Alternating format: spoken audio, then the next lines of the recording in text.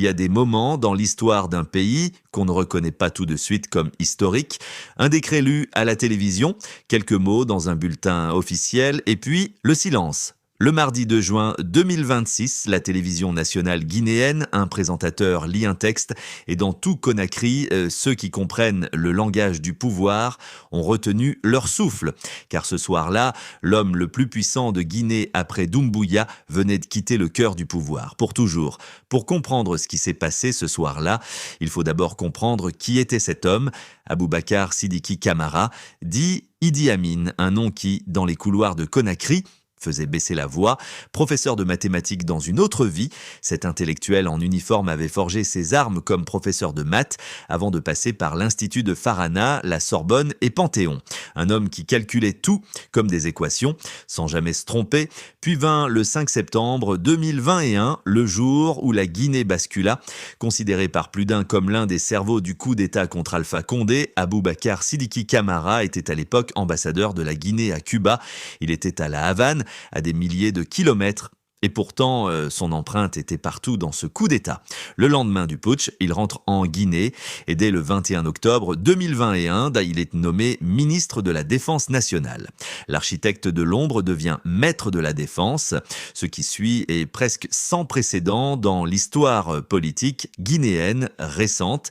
Mohamed Beavogui arrive comme Premier ministre. Idi Amin reste ministre de la Défense. Bernard Goumou le remplace. Idi Amin reste ministre de la Défense. Amadou Ouriba arrive à son tour. Idi Amin reste ministre de la Défense. 3 gouvernements, un seul homme inamovible à la défense. Dans la politique africaine, traverser 3 gouvernements au même poste stratégique, ce n'est pas de la chance, c'est de la puissance. C'est de l'influence, c'est de l'indispensabilité, on le disait, incontournable et tout-puissant.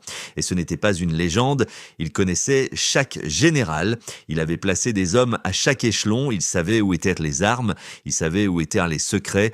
Voilà ce qu'était Idi Amin en mai 2026, l'homme sans qui rien de militaire ne se décidait en Guinée. Et puis vint ce mardi 2 juin 2026, pas de fracas, pas d'arrestation spectaculaire, pas de conférence de presse tendue, juste un décret lu calmement. À la télévision nationale, Aboubacar Sidiki Camara, alias Idi Amin, ancien ministre de la Défense nationale, est nommé ambassadeur extraordinaire et plénipotentiaire de la République de Guinée auprès de la France. Quelques secondes et 5 années de pouvoir absolu se terminaient dans les salons de Conakry. Certains ont souri, d'autres ont regardé le sol. Personne n'a parlé fort, car en Afrique, on ne commande pas les décrets présidentiels à voix haute. On les déchiffre en silence. Et ce que tout le monde déchiffrait ce soir-là était clair par la nomination du général Aboubacar Sidiki Camara à la direction de l'ambassade de Guinée en France. L'administration Doumbouya opérait un réajustement technique de son commandement militaire. Un réajustement, voilà le mot officiel. Mais derrière ce mot se cache une réalité que Conakry comprend sans qu'on le lui explique. Le fauteuil de la défense est vide, les réseaux d'Idi Amin sont suspendus, et le président a les mains libres pour reconstruire son armée selon sa propre vision. Voilà l'histoire d'une chute qui ne dit pas son nom ou d'une élévation que certains refusent d'accepter comme telle. Dans les royaumes comme dans les palais, le pouvoir ne se partage pas indéfiniment, il se concentre, il se consolide, il s'épure. Doumbouya a fait ce que font tous les dirigeants qui veulent durer. Il a éloigné celui qui était devenu trop grand, trop influent, trop indispensable. Car dans le jeu du pouvoir, l'homme indispensable est toujours une menace. Idi Amin est à Paris maintenant, loin des casernes, loin des réunions de sécurité, loin du cœur battant du pouvoir guinéen. A-t-il accepté ce destin avec dignité ? Prépare-t-il silencieusement son retour? Ou cette ambassade est-elle sa retraite définitive?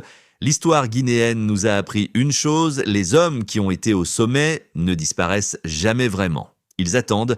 Partagez cette vidéo pour que chaque Guinéen comprenne ce qui vient de se jouer. À quelques mots près, dans un décret présidentiel, la vérité appartient au peuple guinéen. Exigez-la.